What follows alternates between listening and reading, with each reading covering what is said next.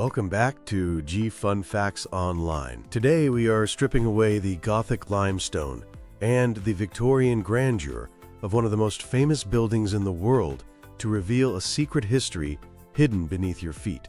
We are talking about the Palace of Westminster, the heart of British democracy. Most of us know it as the iconic silhouette on the Thames, a symbol of permanence and power. But recent archaeological excavations, driven by the massive restoration and renewal program, have shattered that image.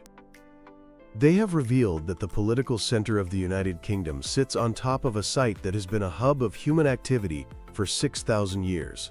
This is not just a story about politicians and kings. It is a story about a lost landscape, prehistoric survival, and the remarkable trash left behind by the people who built London. To understand what lies beneath Parliament, you first have to forget the modern map of London. Today, Westminster is firmly anchored to the north bank of the River Thames, a seamless part of the urban sprawl. But if you were to travel back 6,000 years, this area was a wild, untamed wetland. It was originally an eyot, a small gravel island formed by the confluence of the River Thames and the now-lost River Tyburn. The Tyburn rose from the hills of Hampstead and wound its way south, splitting into two arms that wrapped around a patch of sand and gravel, isolating it from the mainland. For millennia, this island was known as Thorney Island, named for the dense, impenetrable thickets of bramble and hawthorn that covered it. An 8th century charter famously described it as a terrible place. It was marshy, difficult to access, and prone to flooding. Yet, it is here, on this sandy rise surrounded by water, that archaeologists made their most startling discovery. During preliminary boreholes and trial pits dug to assess the foundations for the palace restoration, the team hit a layer of deep, undisturbed sand. Embedded within this prehistoric beach were over 60 flint flakes and a perfectly preserved shaped tool. These were not random stones. They were the debris of industry. Analysis placed these artifacts in the late Mesolithic to early Neolithic transition period, approximately 4300 BCE. Let that date sink in. That is over 1,000 years before Stonehenge and nearly 2,000 years before the Great Pyramid of Giza. These flint tools were left by semi-nomadic hunter-gatherers who used the river not as a barrier but as a highway. Thorney Island, sitting at the junction of two rivers, would have been a prime location for fishing, fowling, and hunting. The discovery proves that long before it was a seat of kings or a house of laws, this patch of land was a critical survival ground for the first Londoners. As we move up through the layers of soil, the silence of the prehistoric era gives way to the Roman occupation. For a long time, historians viewed Westminster as the rural hinterland of Londinium, which was centered further east. However, the excavations have produced a tantalizing piece of evidence, a fragment of a Roman altar dating back roughly 2,000 years. It was found reused in the foundations of a later medieval structure. This raises a massive question about whether there was a Roman temple here. There has long been a debate about a Roman ford at Thorney Island.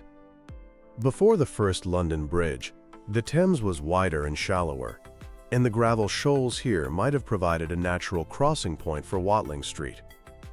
If a fort existed, it would have been a strategic choke point, likely guarded by a military outpost or a shrine to ensure safe passage. The altar suggests that Thorney Island was not abandoned during the Roman era, but was perhaps a sacred site or a way station for legions marching north.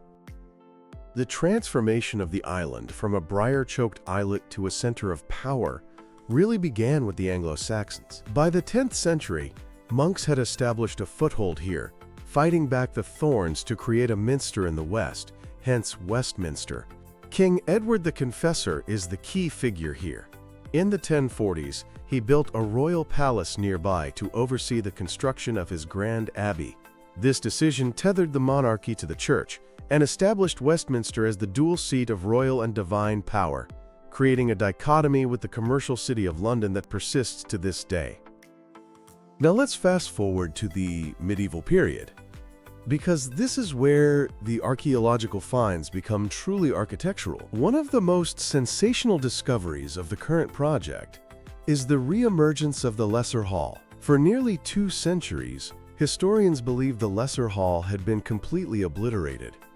Built in 1167 by Henry II, it served as a private dining hall for the king, and later became the home of the Court of Requests, known as the Court of Poor Men's Causes.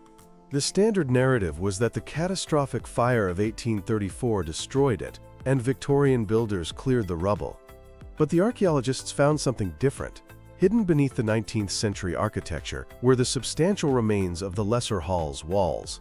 They had survived the fire, survived the Victorian rebuilding, and even survived a World War II bomb. This discovery allows us to trace the footprint of the room where medieval kings dined, and where the common people once came to beg for justice.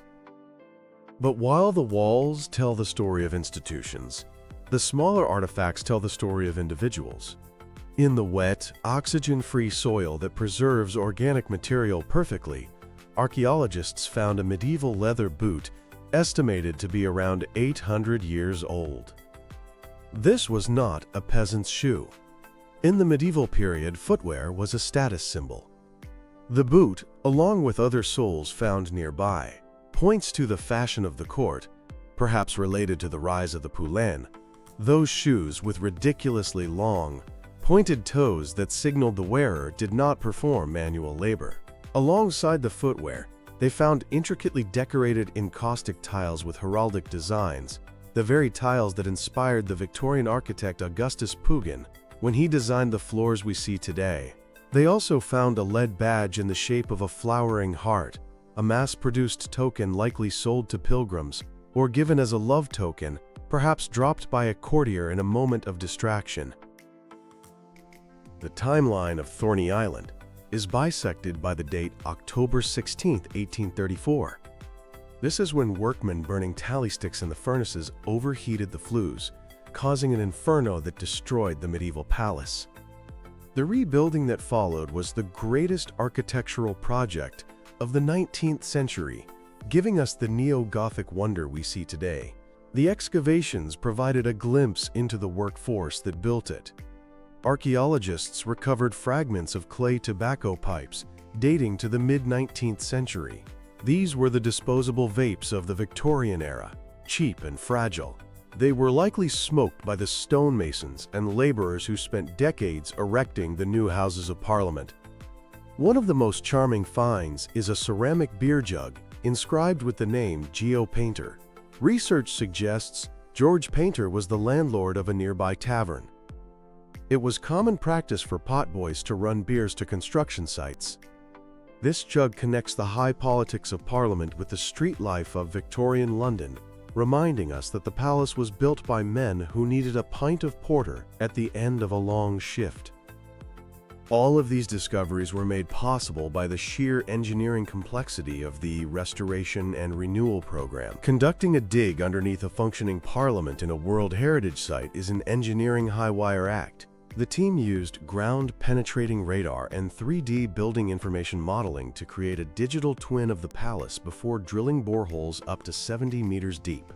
The high water table on Thorney Island, while an engineering challenge, is an archaeological blessing because it creates the anaerobic conditions necessary to preserve wood, leather, and seeds.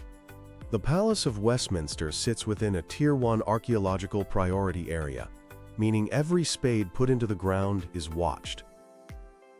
The 6,000-year narrative of Thorney Island is one of extraordinary continuity. It went from a prehistoric gathering place to a Roman crossing, a Saxon spiritual center, a medieval powerhouse, and finally, the democratic heart of a modern nation. The MPs of today stand on the shoulders of Victorians who built on the ruins of medieval halls, which were raised on Saxon earth, covering Roman stones, all resting on the sand where a Neolithic hunter once sat to sharpen a piece of flint. Beneath the limestone and the debates, the history of Britain is written in the soil itself.